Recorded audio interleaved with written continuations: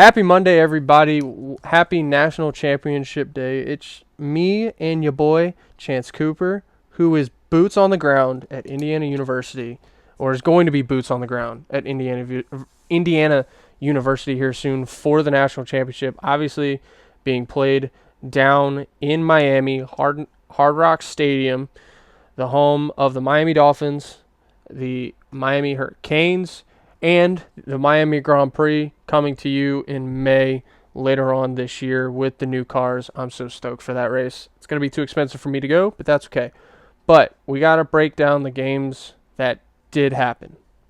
We had two of them. One, really, really good game.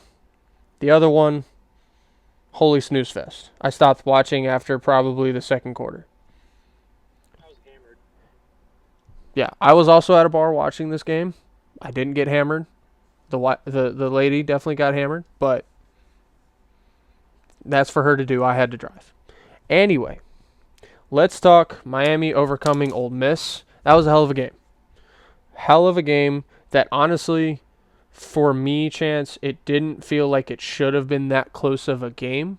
It didn't have the feel. Like, you look at the scoreboard, you're like, oh, this is a really close game. But you watch the game and you're like, Miami is dominating. Ole Miss can't do anything about them. Um, Before I get to my thoughts, what were your thoughts on the entirety of the Miami game against Ole Miss? Ole Miss was lucky to even have a chance to win the game at the end. I mean, Trinidad he made some phenomenal plays down the stretch, especially that last drive. I know people say you scored too early. Well, it's not a guarantee you're going to score. So, just score, then figure out from there. But there's multiple times he puts it in harm's way. Miami dropped like 4 interceptions. Yeah, it looked like the Green Bay secondary trying to catch a football. Yeah, so that would have been an all-time loss for Miami in a sense that you had a chance to put away the game numerous times with your defense. And coming out of the game too, Miami loses some players, especially on the defensive line and in the secondary. Who knows if they'll be good to go for tonight. So, but I was impressed with Miami, and I was impressed with Ole Miss. But at the end of the day, Pete Golding, his third game ever being a head coach. I'm sure he coached in high school or something, maybe. I don't know his whole background in coaching. But there are certain things you have to do as a coach that you don't have to do as a coordinator. Clock management, timeouts, game situations, the aggressiveness, and I'm sure people from upstairs and the offensive coordinator, Charlie Weiss Jr., was talking to him about situations. But it's still a lot to manage for your third game ever as a head coach, playing for a chance to go to the national championship. Yeah, for sure. I mean, you hit the head on the nail. It was his third, you know, and he had these issues against Georgia in that first half when they were driving down the field, and the guy caught the football, didn't go out of bounds. He just tried to get upfield and as many yards as possible, and there was only 5 seconds left, which it's too hard, especially when I think he was like 15, 20 yards downfield to even try to get up to the ball, spike the ball, and then get your field goal kicker out there. The style, and I've never been a big fan of this, and I know he wasn't a great quarterback, but he's a great analyst in my eyes. Dan Orlovsky, he and I are similar in the fact that we don't like, I guess, if you want to call it the new style offense, where it's let's run 100 plays as fast as we can, no huddle, no management of the clock. Let's just boom, run a play, get the next one. Okay, here we go. Get your quick checks. Boom, boom, boom. Go from there. And there's just so many underlying issues with that. It can be very effective. Don't get me wrong. When run properly, you can make a defense in the second half fucking exhausted. Like, that is the most, I guess, the biggest pro to doing that style of offense is, hey, that defensive line is going to be fucking exhausted which is going to, and the secondary is still going to be exhausted too because they're having to chase these receivers and tight ends all over the place and having to constantly make plays. So you get mentally tired, physically tired. That's going to open up a bunch of plays later on, and then we'll be able to take advantage and win a football game. It's a great plan, except for if a team comes out in a defensive formation that you don't, in a defensive alignment that you don't like, unless you really, really trust a quarterback in college, which, if honestly, I haven't seen many quarterbacks in my lifetime be trusted like that to call an audible, to go, hey, easy, easy, easy, kill, kill, kill. Can a play, run to the next, call the next play, and then go from there. I could be wrong. But there's a whole lot of clapping now, so there's no cadences happening. So, they turn the microphones on and all you hear is clapping. I hate that shit. I hate it so much. Anyway, I've always been a fan of let's control the football. Let's control the clock. Instead of running 100 plays and maybe 3 of them being effective, why don't we call quality plays? Quality over quantity, I think, will always win out in the end. Quantity will win out a good amount, but at the end of the day, in the biggest moments, I think quality plays will outlast quantity plays. Now, it almost worked because Ole Miss almost won that football game. They almost came right back down the field and won that game. Chambliss made some great fucking plays there at the end. I mean, great plays. The problem is on the previous drive. That is where the problem lies in that scenario of them trying to come back. You go down, you get a touchdown. There was 3 minutes and 13 seconds left on the clock. And I remember telling Kaylee, because my sister, she was sitting right next to me. We were chit-chatting while watching the game. I was like, that is way too much time on the clock. Now, obviously, if they get 4 stops, then we're not having this conversation. Ole Miss wins. Good for you. But I kind of knew that the way if Miami played clean, that last drive, no penalties, no mistakes, and Carson didn't throw a pick, they were going to go back down and score. And I knew it was going to take all 3 minutes and 13 seconds of that clock, or at least most of it. Then you see it starting to happen, and I'm like, yep. And if I'm Ole Miss's coach, I have 3 timeouts. I haven't used the timeout yet. Miami's got 2 timeouts. They're having to blow through theirs on this last drive. Okay, cool. If I see a team, and this is just me and I don't know anything, okay, so let me preface this by saying I don't know anything. I've never coached football a day in my life. The only coaching I've ever done is on Madden or college or EA for college football. So I've never coached a day in my life. But if I see a team that's going down the field, they had to go, 75, 80 yards on us, on my team. If they get within the 20 to 15 yard line and it's 1st and 10 and they get like 8 yards on the first down play, why are we not calling timeout to give my quarterback another chance to go down the field with more time on the clock? Is that just me? Because I saw this a lot this weekend and it irritated me because I'm like, okay, they're driving down the field on us.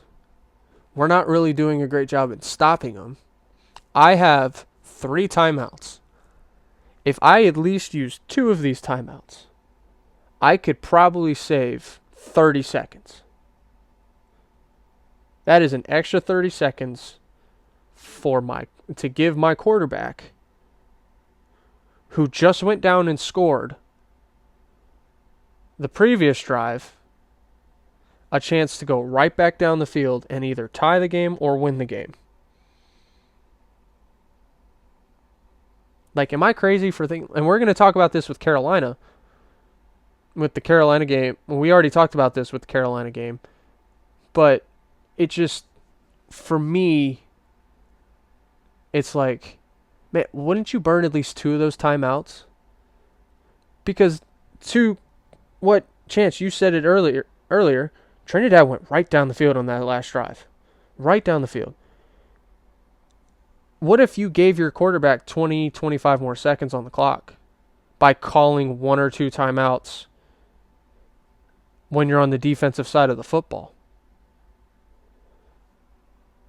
Those 20 to 25 more seconds, there's a good chance Ole Miss could have gotten in the end zone and won that football game.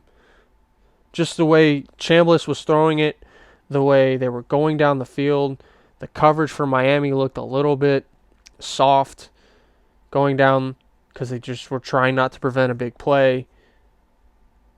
You know what I mean? Like, I don't know. I could be wrong, right? I've never been in the moment of head coaching. But I'm sitting there and I'm watching the clock go down and they're on the 3-yard line and I'm going, you're just going to let the clock just roll on down, not even give your quarterback a chance if they do score? Am I crazy for thinking that way? No, but I mean, I don't know how many timeouts they even had. I can't remember that far back. Mm-hmm. But you want to have some timeouts because that way you're able to work the middle of the field. Like Yeah. the clock stops on first down college to reset the chains. Yep. So they do have that advantage. But you want to be able to work all parts of the field. If you don't have any timeouts, especially later in the game, teams are able to sit more on those out-breaking routes towards the sideline. So, I think yes and no. Mm-hmm. Could have done both. But, you get hindsight's 20/20. Yeah. At least use one. 1 or 2. Yeah. Even if it's just to give your defense a break, because Miami was driving down that football field as well, and that defense was kind of getting picked apart, and you could tell they were exhausted. I think one player went down in a heap because he just was so exhausted, and it happened against Georgia too. So even to give your guys a break, but I think also definitely Carson Beck's best big game performance. Right, this by far was his best big game performance. 268 yards in the air. He had 2 touchdowns. He had 1 rushing touchdown, so 3 total. Had the 1 early interception. Those are going to happen with Carson. And at the end of the day, Miami did exactly what the 3 of us said needed to happen. 41 minutes and 22 seconds of possession for Miami's offense. Wow. To only 18 minutes and 38 seconds for Ole Miss. Now again, you look at that and you go, oh man, Miami must have won by 30. No, they didn't. You want to know why? Because Miami penalties. Yeah. In the biggest moments. Inexcusable penalties too. Mm-hmm. The late hits, the unsportsmanlike, stuff that you are able to control. Yep. They're going to have to clean that up because they're going to be playing a team that does not commit many penalties. If you give them a chance to get an extra first down on the ground, you might have stopped them on. They'll make you pay for it. Yep. Yeah, total 10 penalties for 74 yards total. And I think 6 of them were on third downs on defense. Like 4 to 6 of them were on third down plays on defense. Can't have it. Yeah, so it was a great game. Ole Miss fought their asses off. Didn't play a great game. I don't think Miami played their best game either. But it was definitely, they're starting to show what they were supposed to be this entire year. Carson is showing the leadership and the confidence that he was supposed to show this entire year. I don't know if he's planning on going and entering into the draft. I would assume so. He's only his 7th year. I think he has to. Yeah. So I'm pretty sure coaches will look at that and go, maybe. He's not going to be a first-round pick or a first-rounder. No, he is not. There's one first-round quarterback going to be chosen. Yeah, he's going to be 4th to 5th round. Don't get it twisted. The only first-rounder is Mendoza. That's all I'm seeing. Because obviously, what we're about to talk about, Dante Moore going back for another season. And it's probably a good reason because I think his draft stock completely plummeted after what happened Friday night. So let's get to Friday I night. wouldn't say it plummeted. I wouldn't say it plummeted. I don't know if he's a second overall pick after that performance. I don't know if coaches like. Well, the draft process, they're looking at projections. I mean, if Anthony Richardson was a first-round pick, Dante Moore is a first-round pick. Fair enough. Fair enough. Let's get right into it. Oregon pretty much forgot there was a football game to be played and got absolutely dominated by Indiana. I mean, it wasn't even close. It wasn't even close. I mean, I think we said if Oregon even plays remotely like they played against Texas Tech, they're done. They were fucked. And immediately they played the exact same way they played against Texas Tech, and I went, "Yep, this game's over." And this was before anybody scored. After the pick six, like this might be done though. Yeah, I said to Sophia, I was like, so next time I saw the first play, I went, "Yep, ball game," and she's like, "Really?" I went, "Yep, they're not winning this game." They did march right down the field and score, make it 7-7 They did. after that. They did. It was like, oh, and she was like, "See, it's getting interesting," and I was like, "Yeah, it's definitely gonna be interesting. Just wait." Because now Indiana's got the football. Sure enough, right on down. And from there, they didn't look back.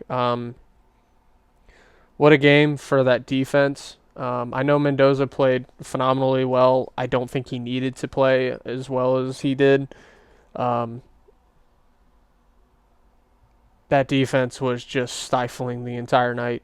If there was ever a game where Mendoza could have played like shit and gotten so away with it with a 20-point win, it was this game. Indiana was all over Dante Moore the entire night. Coverage downfield was sensational. I mean, they just don't make mistakes. It is such a beautiful brand of football. Like, it's the type of tape that you want to show your high school kids. Like, hey, this is what it looks like when every single person just does their job. The job that you're on this team to do, whether it's blocking in a certain gap, whether it's helping somebody double team here, whether it's this is your guy, whether it's, hey, you have this area of the field as safety, whether, hey, this is your check down, whatever it is. They do the little things so fucking well that it looks so much bigger than what it actually is. That is why they make the little things mean so much in a football game.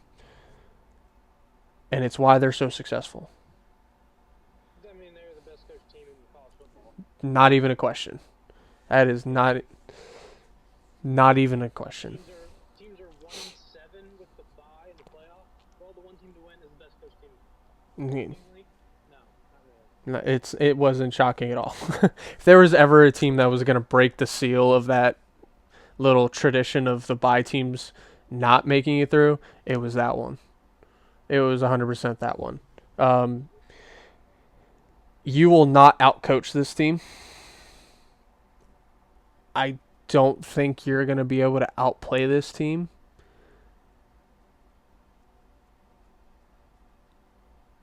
Oregon had to play perfect. They knew they had to, but they tried to like outplay perfection. If that makes sense to anybody of what I just said. They had to have the perfect game plan. They had to take advantage of every single minute mistake that was there. But they kind of overdid it, and it costed them the entire game. The pick six, the 2 fumbles, right? Didn't look in sync on offense. Defense had no idea what to do to stop them. They couldn't get a third down stop on Indiana. Indiana went 11 of 14. I've never seen a team so damn efficient on third down in my life. until that game. 11 of 14. You look at all the third downs they had. I mean, they're ahead of the sticks most of the time. Mm-hmm. And their third downs are 3rd and 2, 3rd and 1, 3rd and 3. Very rarely in that 3rd and 5 plus. Yep. For the third down. Yep. They're so well at staying on schedule. Yep. It's insane. I mean, yeah, and like I said, I stopped watching this after halftime because I was just like, yeah, this game's kind of over. And I was obviously at a bar with my family and my lovely, amazing girlfriend, and doing a birthday party for a local friend of mine. And yeah, I kind of just stopped paying attention. Watched the Capitals when their game in Chicago and called it a day. I went home, saw the final score, was like, yep, that tracks. Yeah, it wasn't much of a game, but so that ultimately leads to what happened on Wednesday. It came out that Dante Moore is staying in Oregon. I literally had written a question down about how much does the Texas Tech performance and this performance kind of almost make you second guess Dante Moore being that second overall pick. Now, you did say it earlier, we draft on potential, not eye test, essentially. Like, he's got the speed, he's got the arm, he is a great leader, great in the option game, stuff like that, right? But at some point, your hope with these quarterbacks that we are drafting is you're going to do some winning, right? Like, we don't draft to lose, to suck. I mean, unless, they're trying to move the team to another location. Which, if anyone's watched Major League, that's kind of the formula of how to do it. If you want to, but, it is what it is. It's a movie, so obviously they were bound to come back. Chance, you've seen it. You know what happens. At that point, just get the four of us on there, and we'll go out there. Chance can be the quarterback. I'll play free safety, and we'll have Bobby come off the edge and just absolutely just pummel somebody. That would be amazing. Anyway, getting sidetracked.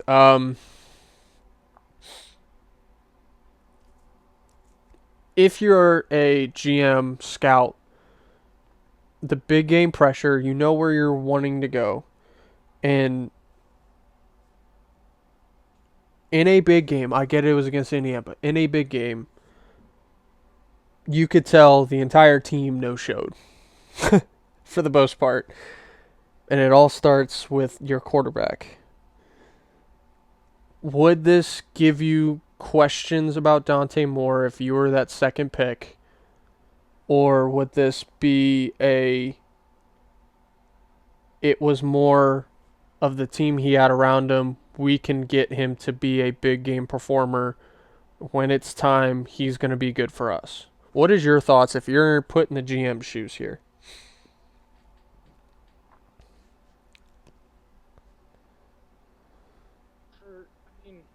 I don't really take this game into consideration if I'm a GM looking at him.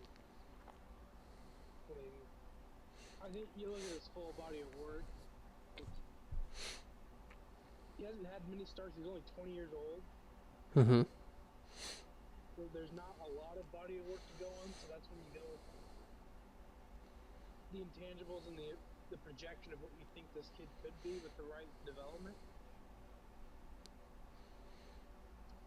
But he made the right decision going back. He's probably missing out on some money going back, but he's still getting paid very well to return to Oregon. I think he'll be just fine. I'm sure he'll be in discussions again for a first round top 5 pick when it's his time to enter the draft. Mm-hmm. He decides. I think he just needed a little more work. I mean, he's more of a pocket passer. He struggles with outside the pocket stuff. Which we don't see very often in today's world. The arm talent's there. The accuracy is there. I mean, there's a lot of stuff there that's intriguing for any NFL team that is looking for a quarterback. But even if you draft him second overall this year, let's say he does come out, you throw him into the fire, you're going to ruin this kid's career. Yeah. He's not a plug and play starter. Like a Mendoza, because I think Mendoza's ready. Yeah, Mendoza's played for, I think this is his 4th or 5th year. He's played a ton of football. I mean, he can make, it seems like, all the throws. So, Now. He's the only NFL-ready quarterback in this class. Mm-hmm. Now, I will say, Dante Moore's decision could be a little more going into business for himself type, and that's because of who has the second overall pick. I'm not so sure that Dante Moore wants to go to that dumpster fire of an organization called the New York Jets, who just paid Justin Fields $40 million, and then 3 months later, the owner comes out and calls him a bum, essentially. If you don't know what he actually said, go look at the quote. He pretty much called his $40 million quarterback that he paid to come to the team a bum. So I don't know if I'm Dante Moore if I want to go experience that. So I don't blame him for staying at Oregon. Because I don't think Dan Lanning is ever going to call his quarterback a bum. No.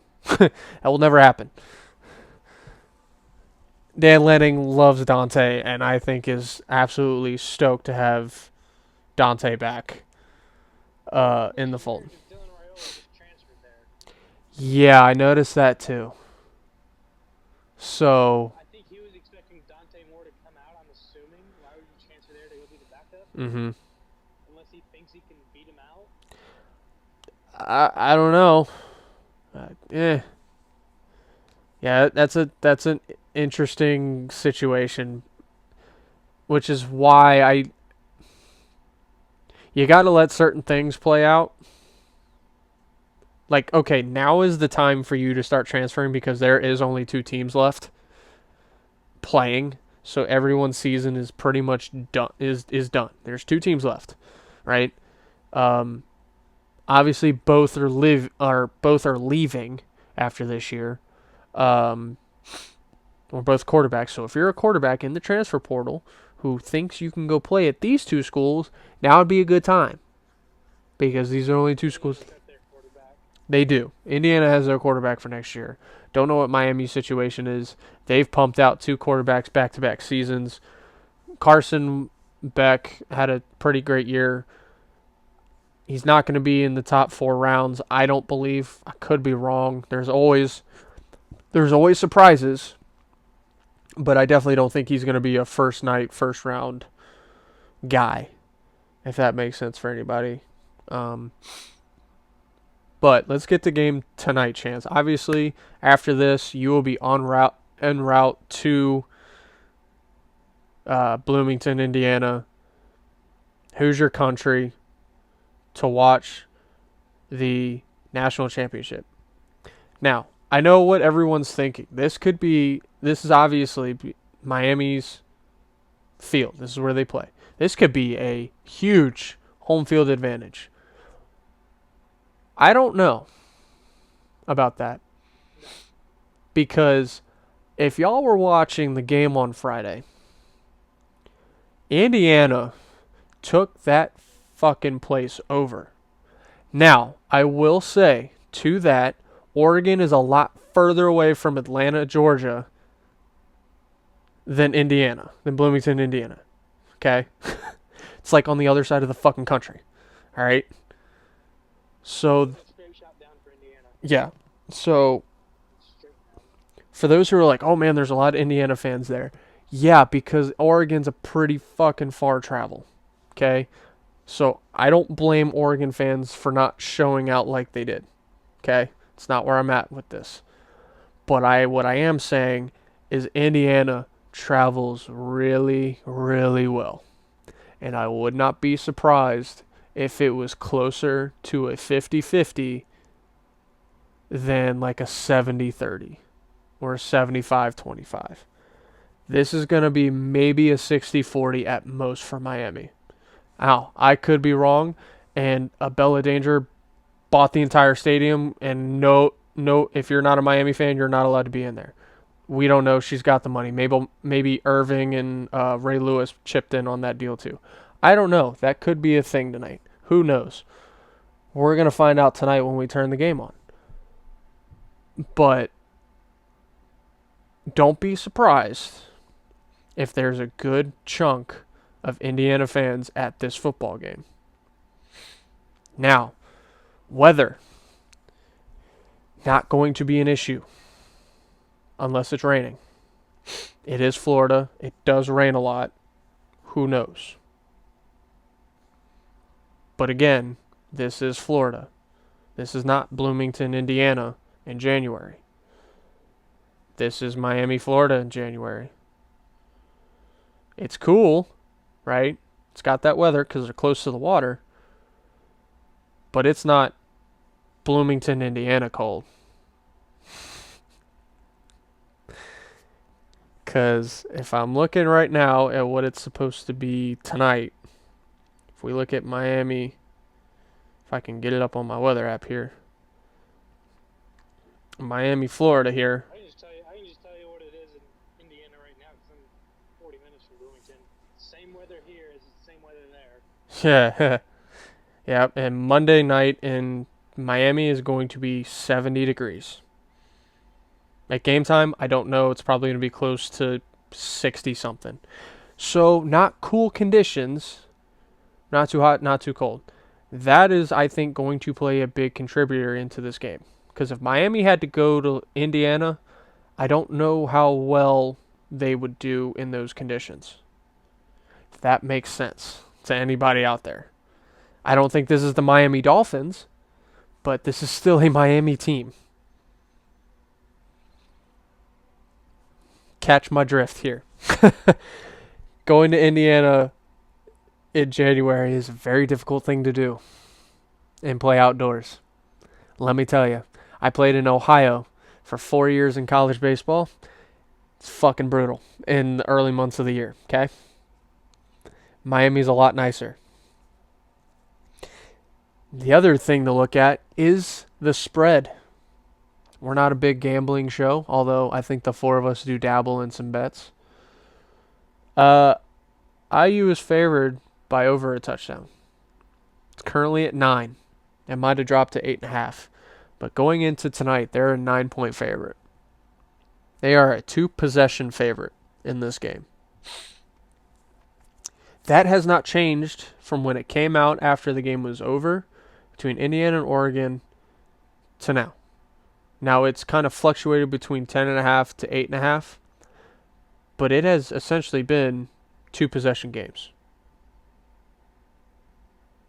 That's very telling of what a lot of people think, and I think 60% of the bettors are on this -9 for Indiana. Very telling for what everyone thinks this game is going to be like tonight. Obviously, the questions are, can Carson Beck do what he did on that last drive against Ole Miss for 4 straight quarters? Can he dial it up when he needs it and put his team in the best position possible? Can he protect the football? I think he's going to throw at least 1 interception, so if you're a betting person watching this, I would definitely go the over on 1 or a half interception, whatever betting site you're on. He's definitely going to throw one. Indiana's just really, really good at forcing turnovers. But can he put together consistent drives that he put against Ole Miss in that last drive for 4 straight quarters? Can he produce for an entire game? He has yet to kind of do that for an entire game in the bigger games, if that makes sense to anyone. And the biggest question, Chance, is Miami's best their best game? Is their best game going to be enough to beat Indiana? I don't know. Indiana will not have to have its best game if Miami plays their best game to win. The one thing I do think Indiana will have trouble with is the line of scrimmage. I mean, we've seen them dominate teams at the line of scrimmage. Mm-hmm. I don't know if they're going to be able to do that. Yeah, so I heard there's a podcast I watch about college football, and he's really good. I forget his name. He's a bald guy. Josh Pate. Yeah, he's really good. I like his takes on a lot of things. So he was saying that the average. He's also had Indiana losing every round. He has had Indiana losing every round. That is also true. He said that the average weight for the defensive line of Indiana is like 280 some odd pounds. And the average offensive lineman for Miami was like 320 something pounds. Now, Yeah, they got big dudes with position. there's some big bodies on this Miami offensive line. Miami needs to utilize the run game. They need to win the trenches and get this run. I think that's going to be the success that they have, and that's something that Indiana really has to see. Mm-hmm. So they've been able to dominate Alabama, who really hasn't had a running game, and Oregon got so far behind that they really couldn't run it. Yeah. And Oregon had the most explosive run team in the country. Yeah. But they couldn't use it. They couldn't utilize because they got down early, right? You look at Fletcher's going to have a game. If the O-line is going to dominate, Fletcher, you got to have a big day. I'm talking 150-yard day. That is what it's going to take. If the run play is there, you keep going until it stops working. This is a kind of... I think they're going to have to win based on what Carson Beck does. But I also think a big part of that is not letting Carson Beck necessarily decide that they're going to win this game. I think the run game needs to... Yeah, this is not the time to be hero if you are Carson. Plain and simple. This is not the time. You are managing this game. Make the plays you need to make. Make the right protection calls that you need to. Do not put the ball in harm's way. Do not overplay yourself. Do not try to outplay Fernando Mendoza. Do the job. That is why Indiana is so good, because they just do the job. Mirror that as much as possible. And the one big advantage you have is your run game. It is lethal because it can come from multiple directions. Indiana, I don't believe, has seen that yet this year. They have not faced a run threat quite like what Miami can push up there. Now, if you are on the defensive side of the ball, control the run. Indiana is really good at running the football. They are really, really good at staying on schedule. You have to force them out of schedule. You have to somehow put them behind the sticks. Indiana's a really good team that can go get 4 yards, and then 3 more yards, and then 4 more yards, and then 4, and then another 3, and then 4. And just boom, body blow, body blow, body blow, body blow, boom, big play, touchdown. They are really, really good. It's like watching an Undertaker match where it's slow, methodical, effective, and then boom, big move. And then you're in the choke slam, lash ride, 1, 2, 3. You lost the game. That is what Indiana is. That's what their offense looks like. The biggest thing I can say here, and I think you'll agree with me, Miami's defense has to get to Mendoza. Yeah. They have to somehow force him to make decisions he hasn't made all year long, to make him make mistakes. And that's so hard because he's so mentally tough and he's so comfortable with being uncomfortable in the pocket. Make him make weird throws and weird plays and weird decisions. This is a national championship game. This quite possibly could be the biggest game either side plays. Obviously, one or two of these guys could end up in a Super Bowl or come back next year and be in a national championship, whether it's with this program or another program. We just don't know. Obviously, the future is uncertain at any time. But right now, this is the biggest game that these programs will ever play. That plays a role. Who can control the moment the best, I think, will win this football game. The first quarter is going to tell us a lot about what's going to happen in this game. A lot. Because there's a lot of energy. You just did 45 minutes to an hour of hyping everyone up. The adrenaline is, flowing. I can't imagine. Right? I can imagine watching, and the adrenaline that I had watching Georgia 2 straight years in the national championship. So I understand the adrenaline rush there.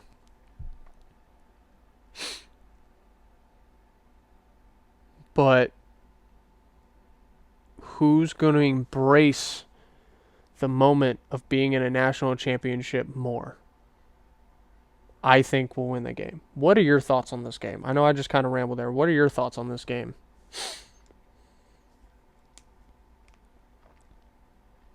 If Miami can run the ball and keep time of possession in their favor, they have a real good shot of winning this. Mm-hmm. They're going to have to muck it up. There's going to have to be like an 8-possession type of game, as in combined possessions for both teams, like 8 to 9 possessions. You can't give away possessions in a game like this. You know, Indiana's not a team that's going to beat themselves unless they just magically fall apart and get away from what they've been doing all year. Yeah. I don't see that happening. Yeah, they're going to have to run the ball. I think they're going to be able to. So, but I think Indiana's going to win. Yeah, I do believe that Indiana, this is the year. You know, this is the perfect time. You got probably your two biggest threats are now out of the way.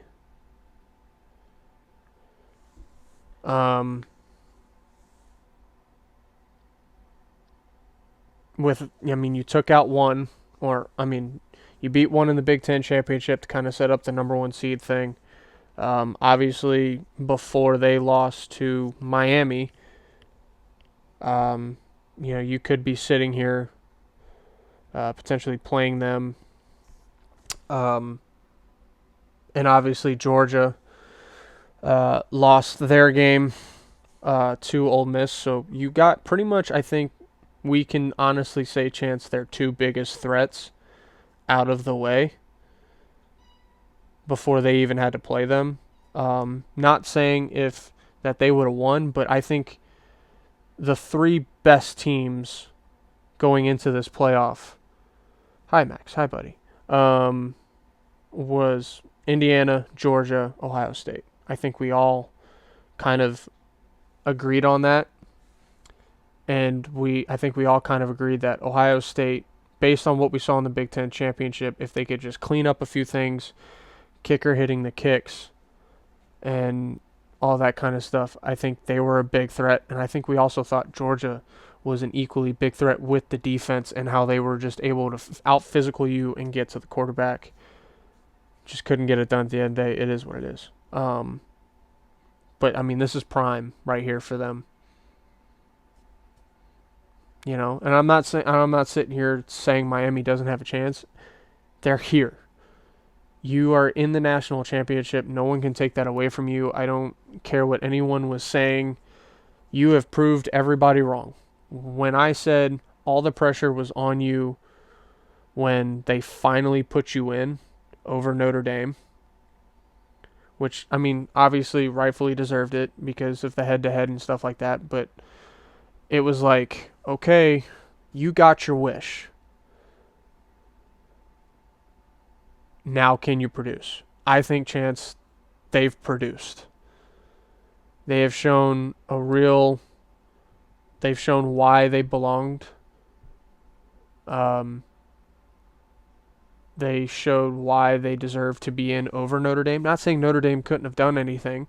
I think Notre Dame could have done a lot. But credit to Miami. They made it this far. They did the job. I think they proved a lot of people wrong. So,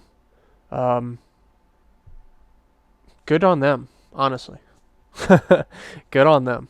Seriously. So, Chance, I know you got to get out of here. I know you got to get on the road soon.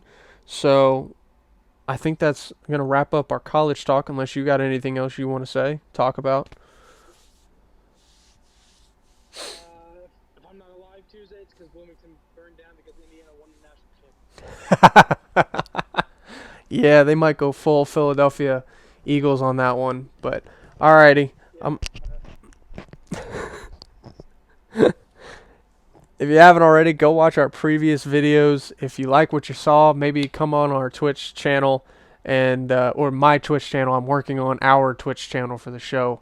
Come on our Twitch channel and watch us record these, and come and chat with us on Twitch. I will answer any questions or any comments that you have. We can have a conversation, do whatever. Make sure you like, subscribe, tell your buddies about us. All we do is sometimes drink beer. Might have to change the name of the show, Chance. I've been thinking about that. It's like none of us really drink on the show anymore. I do. You do. You're carrying the show right now. You're carrying the name of our show. I've been drinking Monster, so when I'm on the shows, maybe I'll have to start drinking more alcohol. But anyway, we're gone. Chance is off to Indiana, and I'm off to take care of my mom with a broken arm. So should be fun. Thanks for joining us. We'll be back next week with more shows. Make sure you tune in, hit that notifications button, all that good stuff, and have a hell of a week. We got NFC and AFC championship games coming up this weekend. We got the Natty tonight. College basketball is in full swing. The Olympics are right around the corner. We are back, baby. See you later.